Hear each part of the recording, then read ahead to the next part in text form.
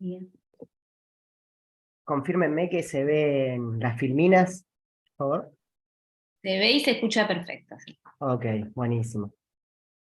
Bueno, en este caso les voy a contar un poco cuál fue mi investigación para mi tesis de licenciatura en su momento y que he ido profundizando un poco a partir de mis intereses en la filosofía práctica en general y en la justicia distributiva en particular. Entonces, en el marco de la filosofía práctica y de la justicia distributiva en particular, hay dos preguntas que resaltan, que básicamente tienen que ver con pensar cuál es la directriz que tiene que asumirse para la constitución de una sociedad justa. Es decir, ¿cómo hacemos para dotar de justicia a una sociedad? Una de las respuestas intuitivas que la filosofía ha desarrollado es que una sociedad justa es una sociedad igualitaria. Ahora bien, esta expresión eso es realmente ambigua, porque dada la diversidad entre los igualitarios y sus posiciones, parece que es mejor hablar de tipos de igualdad antes de referirnos a la igualdad en general. Esta es una posición que ha sido sostenida por Thomas Nagel en uno de sus clásicos ensayos sobre la igualdad, y él allí hace una taxonomía de las posiciones igualitarias, ordenando al principio a los diferentes tipos de principios de justicia igualitarios en cuatro grupos: los de la igualdad política, los de la igualdad social, la igualdad legal y el de la igualdad económica. En este punto, cabe señalar que más allá de esta taxonomía, que realmente es cierta, se puede pensar que la igualdad es un paradigma puesto que sostiene una cierta operatoria general del pensamiento igualitario, en la que se parte de reconocer al sujeto como un portador de un estatus determinado, y en la cual la alteración de esta condición supone un acto inmoral o un acto injusto. Creo que en este sentido podemos hablar de un marco general de teorías igualitarias. Ahora, lo que ha sucedido fácticamente en el campo de la literatura filosófica liberal es que los filósofos liberales han concedido a las igualdades políticas, sociales y legales su aceptación muy rápidamente, pero no lo han hecho en la versión más controvertida para ellos de la igualdad, que es la igualdad económica. La razón de fondo de esta crítica a la igualdad económica suele reposar en un argumento, un fuerte argumento, debemos decir, que es el argumento de la objeción de nivelar hacia abajo. Y es aquí, en este argumento, donde les propongo que nos centremos para revisar la crítica liberal. Para ilustrar este argumento, podemos servirnos de una cita de Frankfurt, que es un filósofo suficientarista. Fíjense lo que nos dice Frankfurt. Dice: nuestro reto más fundamental no es el hecho de que la renta de los estadounidenses sea en gran medida desigual, más bien es el hecho de que demasiados de nuestros conciudadanos son pobres. Después de todo, la desigualdad, dice Frankfurt, en los ingresos se eliminaría disponiendo que todas las rentas se sitúen igualmente por debajo del umbral de la pobreza. No hace falta decir que esa forma de alcanzar la igualdad, logrando que todo el mundo sea igualmente pobre, no merece mayor comentario. Por lo tanto, eliminar la desigualdad en los ingresos no debe en sí mismo constituir nuestro objetivo fundamental. Fíjense que esta cita de Frankfurt hace pie en la apelación a casos en que se alcanza la igualdad a través del despilfarro. Este hecho hace que los objetores de la igualdad económica presenten una pregunta al igualitarista, que parece difícil de responder, ¿no? ¿Cómo podemos afirmar que hay algo bueno en un resultado como el de la nivelación descendente en el que tenemos igualdad, pero esa igualdad no es buena para nadie? Esto ha llevado a postular a los casos de nivelación descendente como condición suficiente para descartar el valor intrínseco de la igualdad. Claro, los igualitarios han presentado defensas en este sentido. Quizás las dos defensas clásicas y más importantes han sido las de Larry Temkin y de Marcelo Alegre, pero sin embargo tienen un serio problema, y es que sus posiciones se anulan mutuamente. Esto ha hecho que la objeción de nivelar hacia abajo haya sido sostenida, de alguna manera, como la razón suficiente para descartar el valor intrínseco de la distribución igualitaria en cuestiones económicas. Ahora bien, la propuesta de la hipótesis que quiero presentarles es que todo filósofo liberal que sostiene la validez del argumento de la nivelación hacia abajo termina entrando en contradicción a partir de los propios postulados que afirman defender en otro sentido. Para poder explicar mi posición, voy a brevemente delinear las características que tiene la objeción de nivelar hacia abajo para entender qué tipo de posicionamiento pretendemos discutir. La objeción de nivelar hacia abajo hace de pie en un tipo de posición igualitaria, que es la que Parfit denomina la de los igualitaristas télicos. ¿Quiénes son los igualitaristas télicos? Son aquellos que creen que la desigualdad es mala, es en sí mismo malo que algunas personas estén peor que otras. A partir de ello, a partir de esta posición, los igualitaristas están obligados, a partir de una obligación moral, a dar prioridad a las acciones que mitiguen la desigualdad. De manera que siempre que se mitigue la desigualdad, debería sostenerse que hay algo bueno en ese resultado. El problema es que la mitigación de la desigualdad puede darse tanto elevando las condiciones materiales de los desfavorecidos, como a través del recorte de los beneficios de los aventajados. Y es aquí, en el recorte de los beneficios a los aventajados sin beneficio para los desaventajados, donde la crítica del leveling down hace pie, entendiéndolo como un movimiento en el que un grupo favorecido, poseedor de una ventaja, empeora para lograr la igualdad del grupo desfavorecido. Como bien señala Larry Temkin, el parámetro de fondo que tiene la objeción de nivelar hacia abajo es el llamado requerimiento de afectación personal o person affecting claim en términos de Parfit. Es decir, que para poder evaluar la bondad de un resultado, este resultado debe ser, en al menos un sentido, mejor para uno de los miembros del grupo que estemos evaluando. Es decir, una situación no puede ser peor o mejor que otra si no hay nadie para quien sea mejor o peor. En este sentido, la objeción de nivelar hacia abajo depende del requerimiento de afectación personal para sostenerse. Fíjense, si nosotros tomáramos el estado A del ejemplo 1 como una condición inicial de una supuesta sociedad estratificada en dos grupos, veríamos que partimos de un escenario de evidente desigualdad, donde el grupo A tiene una recepción de muchos mayores beneficios.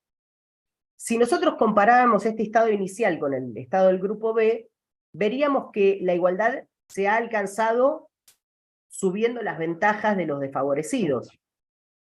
Incluso, si lo comparásemos con el estado C, veríamos que el criterio de afectación personal se ve satisfecho, puesto que al menos alguien, es decir, los miembros del primer grupo, podrían alegar encontrarse mejor que en la situación A.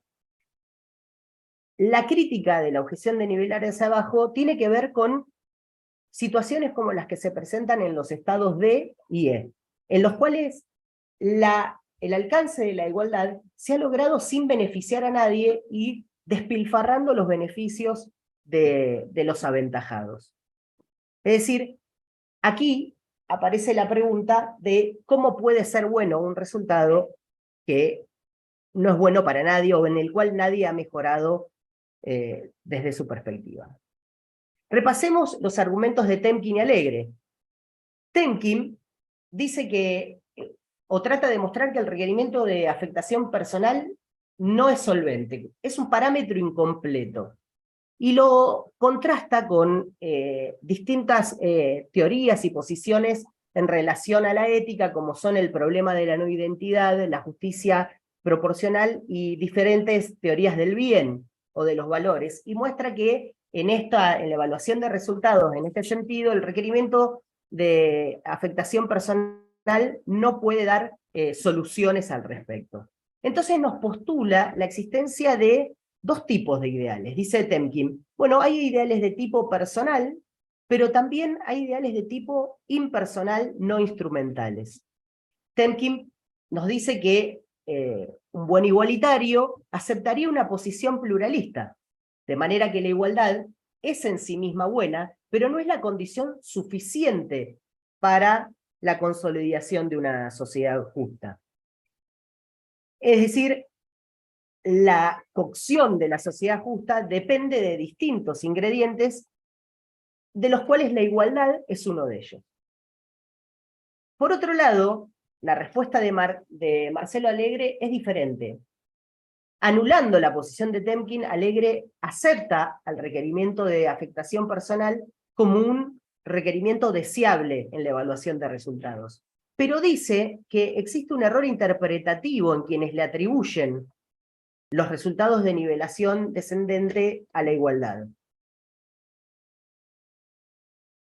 Es decir, él dice que el igualitarismo télico es en realidad una expresión de laboratorio y que en realidad el verdadero igualitarista no asume como propio los casos de nivelación descendente. Lo hace a partir de la apelación a una falacia de falsa causa, donde dice que los resultados fácticos de la nivelación descendente, es decir, los hechos concretos que pueden verse en resultados que se hayan concretado en la historia y que tengan que ver con nivelación descendente, tienen que ver mucho más con el intento de los aventajados en no soltar sus ventajas que en la pretensión del igualitario. Es decir, la causa primera de la nivelación descendente para Marcelo Alegre es el pertinaz intento de los aventajados por negarle su propia condición a los desaventajados. El gran problema que presentan estas dos posiciones es que las dos teorías se anulan entre sí, y esto hace que de la anulación y de la crítica que un filósofo le hace al otro, los que salgan ganando son los anti-igualitarios, y la crítica de la objeción hacia abajo sigue manteniendo, de alguna manera, su peso y su fuerza en el debate respecto a la distribución de beneficios sociales. Nosotros vamos a intentar demostrar, entonces, que estas críticas o estas posiciones sostenidas por Alegre y por Temkin pueden ser utilizadas para salvar, o por lo menos para mantener abierto el debate sobre la igualdad. Partimos de decir que la objeción de nivelar hacia abajo no limita su ataque a la igualdad económica, sino que su acometida es contra la igualdad en sí misma. Es decir, mi punto de vista es que esta descripción de la objeción de nivelar hacia abajo es convergente también con los otros tipos de igualdades. Porque el movimiento de leveling down, en definitiva, aplica cualquier principio en el que se cumpla un principio igualitario y no se respete el requerimiento de afectación personal. Por lo tanto, si aceptamos como válida la metodología de la objeción y le reconocemos un valor normativo absoluto, tendremos que aceptar al mismo tiempo que toda afirmación igualitaria puede ser cuestionada y descartada. Para atacar esta posición, aquellos anti-igualitarios en materia económica, pero liberales, tendrían, en definitiva, que replicarla, y yo creo que hay dos caminos para hacer esas réplicas. Uno consiste en atacar la analogía, es decir, demostrar de alguna manera que los principios igualitarios de origen deóntico, es decir, aquellos basados en derechos, son necesariamente distintos o tienen una operatoria diferente que el de la igualdad económica. Por otro lado, podrían afirmar que no existen casos de nivelación descendentes compatibles con los otros principios igualitarios, de manera que si tales casos no pueden ser presentados, y sí pueden ser presentados casos en materia de distribución económica, la objeción de nivelar hacia abajo se limitaría a los principios igualitarios en términos materiales. Este último posicionamiento, es decir, que no existen casos de nivelación descendente compatibles con otro tipo de igualdad, es una posición convergente con la propuesta de Marcelo Alegre para salvar a la igualdad económica, es decir, rezan en decir que los casos que se puedan dar en nivelación descendente en materia deóntica, nada tienen que ver con la responsabilidad o la búsqueda del igualitario. En este sentido, cabe destacar que si nosotros aceptamos esta posición, estaríamos salvando a la igualdad económica porque le reconoceríamos a la posición de Alegre un determinado valor. Deborah Break, que es una filósofa norteamericana, analiza casos de, como vamos a ver en un momento, casos de nivelación descendente en otros tipos de igualdad. Y dice, el análisis actual de la nivelación hacia abajo trata la igualdad como si se tratara de equilibrar piezas de arcilla sin rostro en una balanza con el único objetivo de llegar a pesos iguales en cualquier dirección. En este sentido, Break entra en consonancia con la propuesta de Alegre, por lo cual yo creo que este camino, el de decir que no existen casos de nivelación descendente, no le brindarían a quien quiere esgrimir la objeción de nivelar hacia abajo demasiadas herramientas.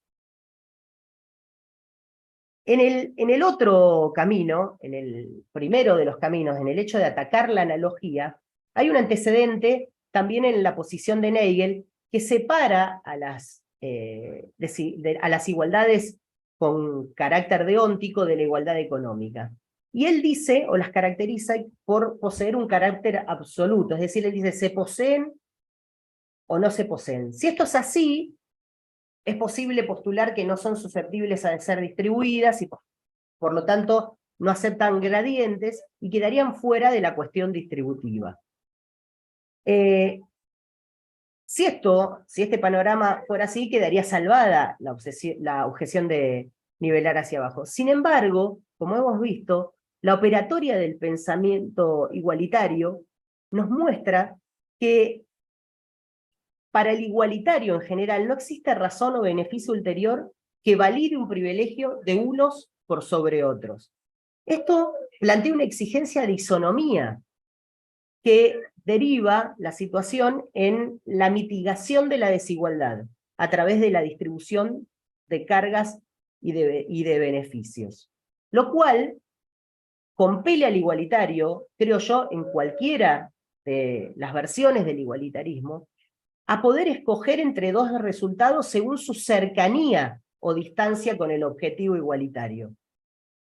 Esto, si es así, y toda posición igualitaria puede evaluar dos resultados que, aunque no cumplan con el objetivo máximo, puedan ponderarse en relación al objetivo igualitario, descartaría la idea de que las igualdades de tipo deónticas no pueden aceptar gradientes y no son susceptibles de ningún tipo de distribución.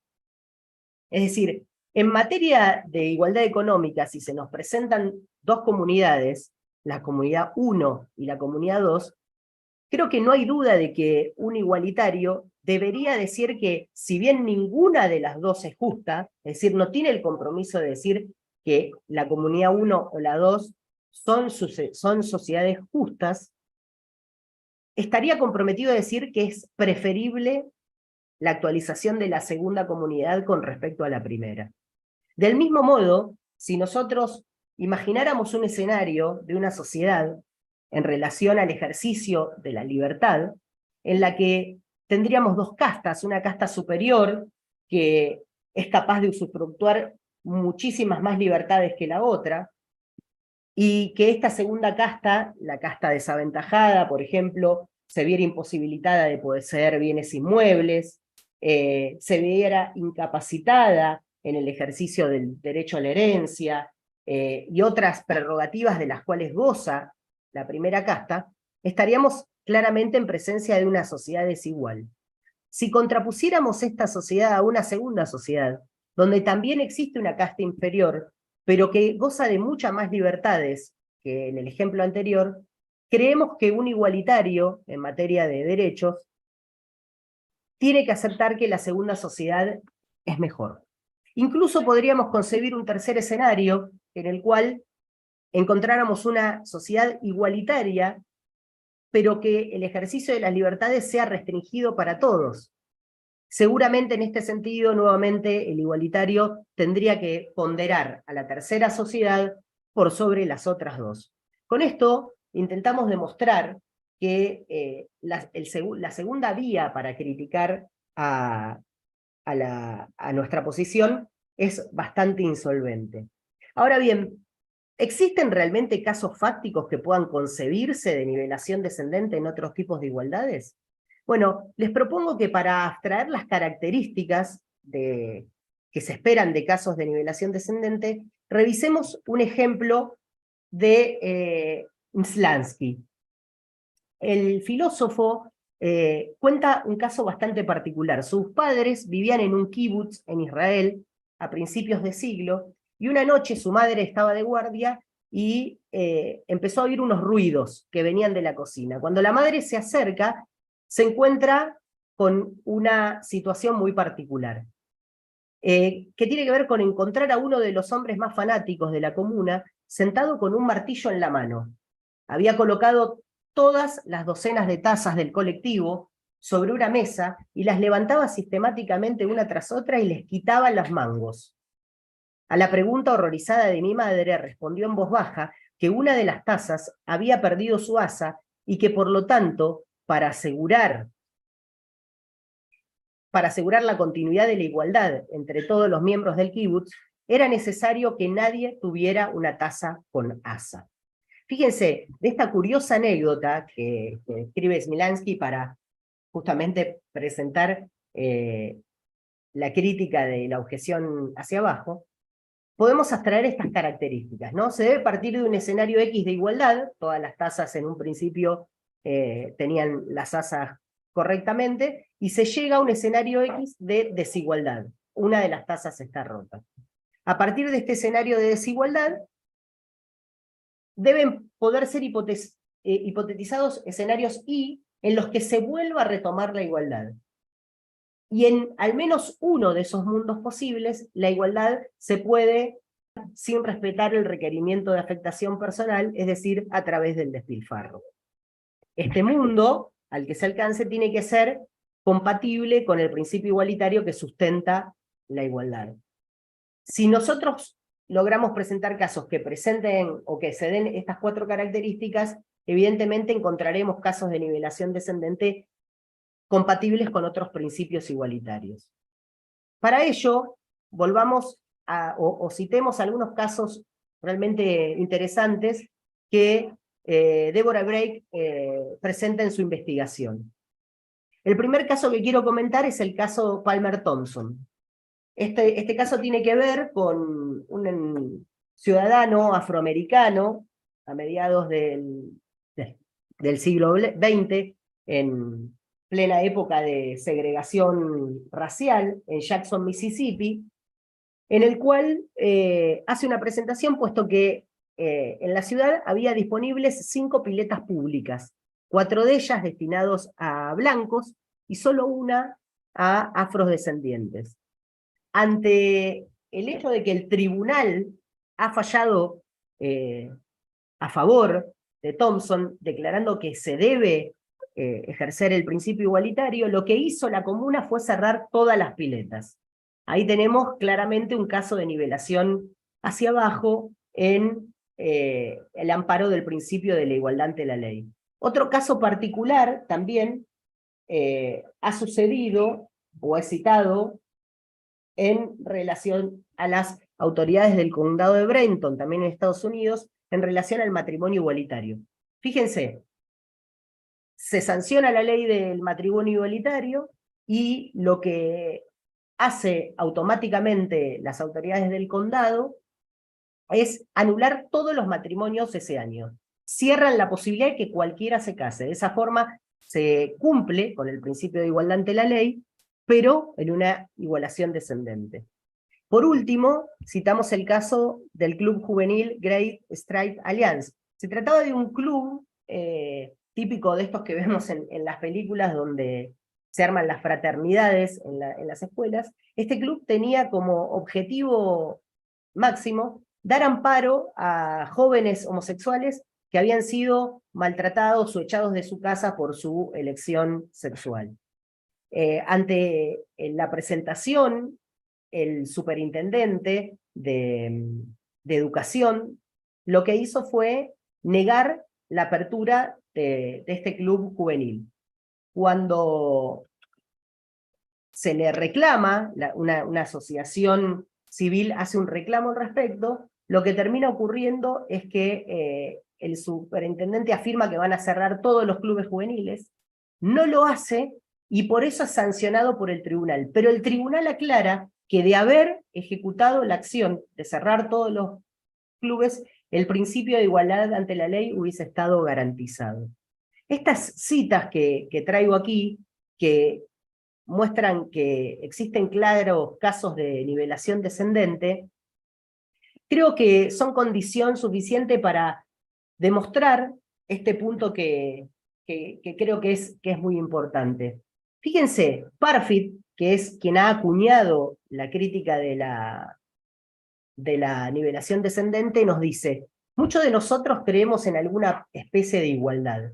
Creemos en la igualdad política, en la igualdad ante la ley, creemos que todos tienen los mismos derechos, o que los intereses de cada uno deberían tener la misma importancia. Aunque estos tipos de igualdad son de gran relevancia, no son parte del tema a tratar aquí. Mi preocupación es considerar que la gente se encuentre igual de bien.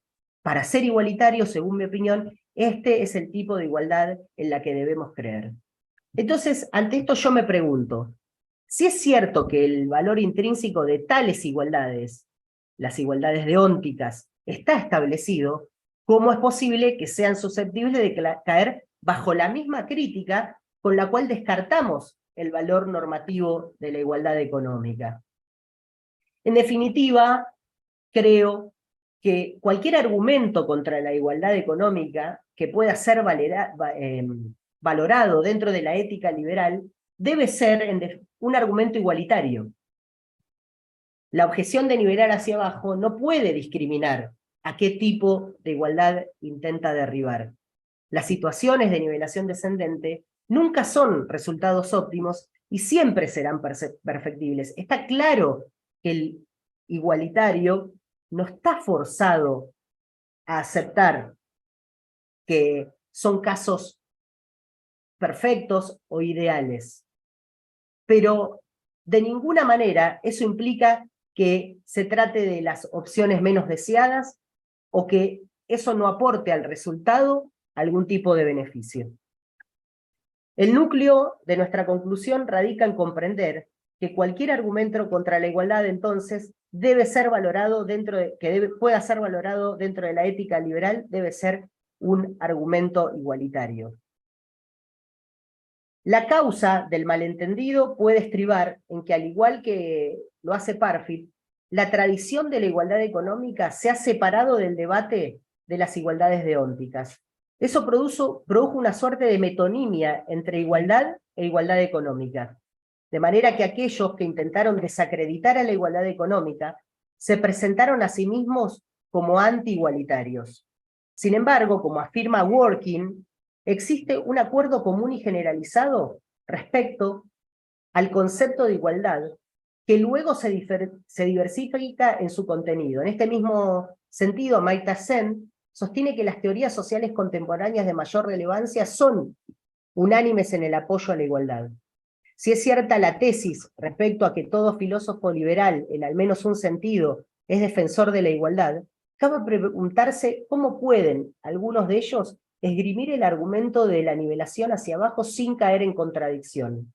Queda claro que la objeción de nivelar hacia abajo no puede discriminar a qué tipo de igualdad derriba. Cuando revisamos situaciones como las de las tasas del kibutz, parece quedar claro que la defensa a ultranza de la igualdad como parámetro único es en última instancia absurda, pero no obstante, en casos como este, lo absurdo no parte necesariamente del dictamen que el principio igualitario determina, sino de la poca imaginación de quienes o quién ejecutan las acciones que rectifiquen la desigualdad. En resumen, es posible creer que los casos que se presentan como ejemplos de nivelar hacia abajo son efectivamente igualitarios, pero no son necesariamente el único camino para llegar a la igualdad en tales situaciones. Las situaciones de nivelación descendente nunca son resultados óptimos y siempre son perfectibles. En definitiva, si es cierto que las condiciones materiales de existencia y la posibilidad de desarrollar un plan de vida libre son elementos clave dentro de la búsqueda de la felicidad, tendremos que continuar preguntándonos cómo lograr que sea para todos. No es obvio que la igualdad material o económica sea la respuesta final. Quizá la respuesta no exista en términos ontológicos y quizá sea incognoscible para nosotros. Sin embargo, como ha clarificado John Rawls, la tarea del filósofo de hoy es mucho más política que metafísica.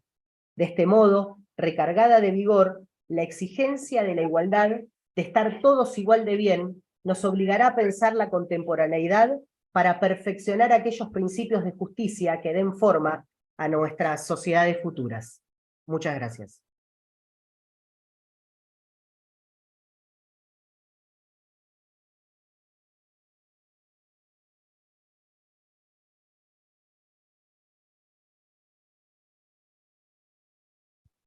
Muchas gracias por tu exposición.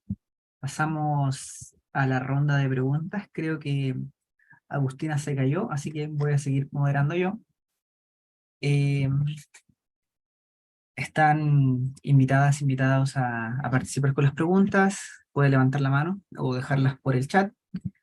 Yo quería hacer una pregunta a Juan Manuel, y es que terminaste con esta cita de Parfit, ¿no? De que a él le interesa que todos tengan igualdad de bien, igual de bien, decía la cita. Pero luego terminas replicando que la igualdad como parámetro único no funciona para este tipo de disputas en de las que hablaste, ¿no? Porque,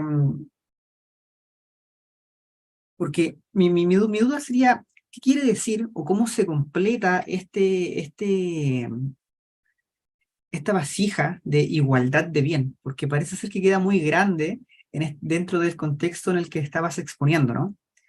¿Cuál sería esa igualdad de bien que se aplicaría específicamente a la posición de Derek Parfit que tú no acabaste de exponer, ¿no? Esa sería una pregunta para Juan. Y la otra pregunta sería para Iván y Nicolás. Y es que cuando ustedes dicen que un conflicto social requeriría al menos que haya un contexto adecuado en donde lo que se disputa sea la cuestión de estatus, también me pregunta sería qué no es un conflicto social, ¿no? Porque podríamos estar en el contexto de, no sé, un videojuego online y la disputa entre, me van a entender los más jóvenes, la horda y la alianza también se podría entender como un conflicto social, ¿no? En ese sentido, ¿qué no sería un conflicto social? ¿O cuál es la especificidad de lo que ustedes están entendiendo como conflicto social? Con eso me gustaría empezar. No sé, Manuel o Iván, Nicolás, ¿quién quiere partir? Si querés, comienzo yo, Nicolás. Dale, Juan. Mirá, es difícil presentar en muy poco tiempo una taxonomía tan grande y que pueda por ahí entenderse el problema de fondo. Efectivamente, Parfit en esta cita lo que dice es que él acepta todas las igualdades de tipo deóntica, la igualdad ante la ley, la igualdad en la asequibilidad a cargos públicos, la igualdad en el esquema de libertades, pero dice que el verdadero igualitarista no es el que cree en esas igualdades, es el que cree en la igualdad económica, y es lo que él ataca. Entonces dice, que me expliquen los igualitaristas, en este sentido, qué puede haber de bueno en un resultado en el cual nadie está mejor, nadie mejora, y algunos empeoran. Bueno, mi réplica a Parfit, muy humilde, muy básica, es decirle, bueno, ¿cómo vos me podés decir que este es un argumento para descartar a la igualdad económica si yo puedo presentarte casos de nivelación descendente que son congruentes con las que vos decís defender? Es decir, ¿cómo puede tu crítica descartar o desbaratar a la igualdad económica como objetivo social y no descarta a la igualdad ante la ley, a la igualdad política? Si tengo casos que son exactamente y estructuralmente pasados por el mismo tamiz. Mi gran pregunta es esa, por eso yo lo que digo es que si sos un filósofo liberal, recordemos que el gran presupuesto del liberalismo en todas sus variantes, de derecha, de izquierda, incluso desde el marxismo analítico puede incluso sostenerse, es que se sostiene la posesión del propio cuerpo como un derecho inalienable para todos. En el momento en que ese es tu presupuesto y aceptar que eso es para todos, de alguna manera te estás inscribiendo en un tipo de principio congruente con el igualitarismo. Y si yo soy capaz de presentarte casos de nivelación descendente en ese tipo de igualdad, bueno, estoy demostrando de alguna manera tu contradicción. Ese es mi pequeñísimo punto en el debate. Y lo que trato de decir es que los argumentos para salir de ahí, que encuentro a mano, son los mismos con los que Temkin por un lado y Alegre por otro defienden a la igualdad económica. Con lo cual, si yo nuevamente utilizo como salida el mismo salvavidas que salga a la igualdad económica, estoy salvando la igualdad económica. Por eso digo que encuentro ahí como un morderse la cola del filósofo antigualitario al ejercer o al esgrimir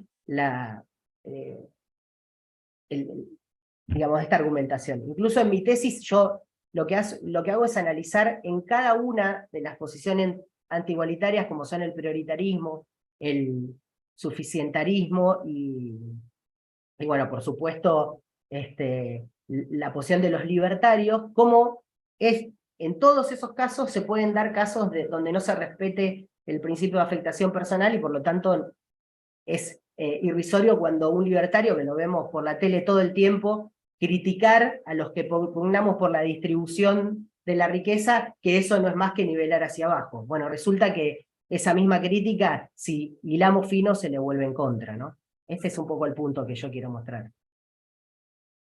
Perfecto, buenísimo, muchas gracias. Agustina, no sé si quieres seguir moderando tú. Sí, perdón, se me cortó el internet, igual pude escuchar casi toda la exposición. Había una pregunta más, ¿no? Que habías hecho, Nicolás, Iván y Nicolás, no sé si están por ahí. ¿Quieren reaccionar? Sí, se escucha bien, ¿cierto? Sí, Sí, sí, sí. Ya, perfecto, que mi internet también está medio lento. Y el de mi compañero también. Pero bueno, tomando entonces tu idea, de hecho, yo justo ya estaba pensando en un contraejemplo más bien similar respecto a lo que dijiste, pero algo más simple. Por ejemplo, no sé, una pareja que va a comer y tiene que decir qué comer y se pelea porque uno, no sé, quiere comer pizza, otro quiere comer papas fritas, entonces se pelean entre sí.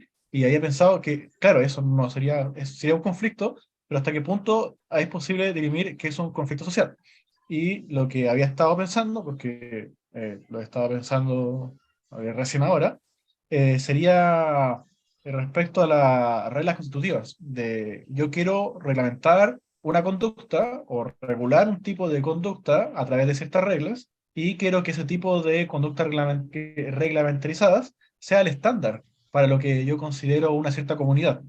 Entonces, un conflicto social, al menos como lo entenderíamos nosotros, no se daría entre individuos como tales, sino que debería darse entre comunidades o entre agrupaciones con una perspectiva del mundo sobre el mundo y que dicha perspectiva sobre el mundo que busca de alguna forma regularizarse en la conducta que tienen en confrontación a otro grupo que tiene una perspectiva distinta. Entonces, lo que sería un conflicto social, al menos entendido bajo este punto, porque creo que podrían hacerse y deberían hacerse extensiones más hacia abajo, sería considerar que existen dos grupos con perspectivas distintas de cómo debería ser el mundo, de un deber ser. Y yo creo que ahí sería como más, un poquito más fina la respuesta. Pero respecto al caso hipotético que presentaste, yo creo que ahí es un poquito más complicado porque hay que estar el debate sobre la ficción y la representación del conflicto en la ficción y ya eso es otro asunto. Claro, pero también no dejemos de lado el tema de las funciones de estatus, que según nuestra propia definición del conflicto social sería una pelea por imponer cierta función de estatus y que llegue a la institucionalización. En el caso del Warcraft, yo creo que pucha, no me acuerdo mucho de cómo era el tema de cómo se medía la disputa entre la Horda y la Alianza, pero creo que había un sistema de puntos, no una competencia. En el fondo, que una facción supera a la otra en la competencia. Imagino que es una disputa por la función en la que determina que uno es superior al otro. ¿O no? Yo creo que en Tampoco ese sé caso, si no sé. es directamente un conflicto social eso, pero podría de repente ser abordado por ese lado. Bueno, eso es un contraargumento a mi pregunta, aunque yo me refería al lore, no a la competencia. El lore. Ya. Muchas gracias. Ok. Bueno, continuamos. ¿Hay alguna pregunta más? Bueno, mientras van pensando, yo tenía una pregunta, Juan Manuel, que hemos hablado y debatido sobre esta problemática. En realidad no es una pregunta, sino si podías explayarte un poquito sobre esta cuestión. Vos marcás como un diagnóstico, entonces, una contradicción, ¿no?, al interior de los argumentos igualitaristas.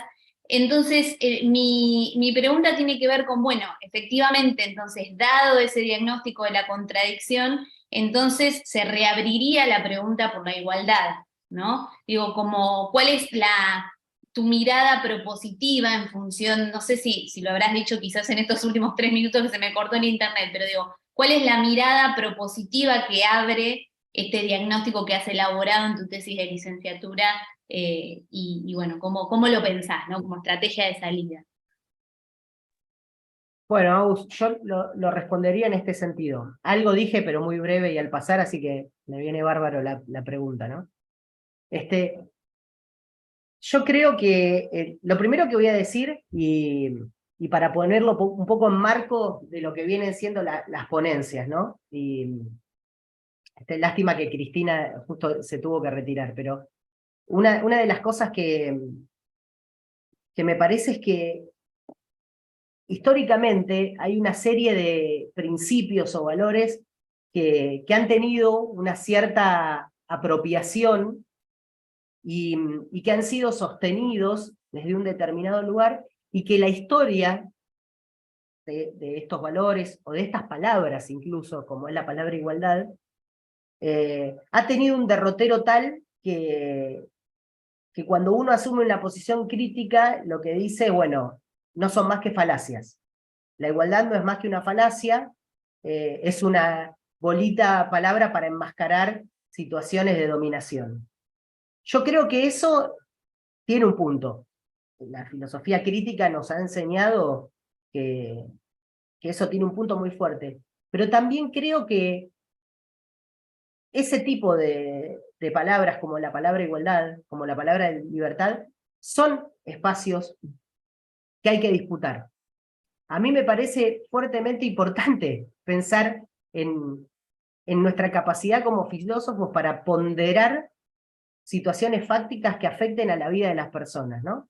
Nosotros asumimos una disciplina contemplativa, una disciplina que se propone pensar, abstraer, dimensionar, diseccionar de alguna manera la realidad para poder reconstruirla, pero me parece que también es fundamental para nosotros hacer un aporte desde nuestra disciplina, sobre todo para aquellos que asumimos la filosofía práctica, la ética, la política y la filosofía del derecho como nuestra materia de pensamiento. Y a mí me parece que justamente esta metonimia, yo decía que lo que pasó con el término igualdad es que hubo una metonimia donde la parte se tomó por el todo, y un poco nos olvidamos que la pretensión igualitaria va por muchos lados. A mí me parece que realmente la respuesta hacia mejorar la condición de vida fáctica de las personas en un mundo sumamente desigual y donde más de la mitad de las personas que camina la Tierra no tiene los medios básicos de subsistencia, con lo cual lejos podemos estar de pensar la felicidad o ciertos tópicos del Topus Uranus. En un mundo donde pasa eso, realmente pensar por lo menos desde lo teórico cómo podemos construir una sociedad más igualitaria es el desafío de la filosofía del presente. Por lo menos yo lo asumo así y he intentado con esto reabrir un debate.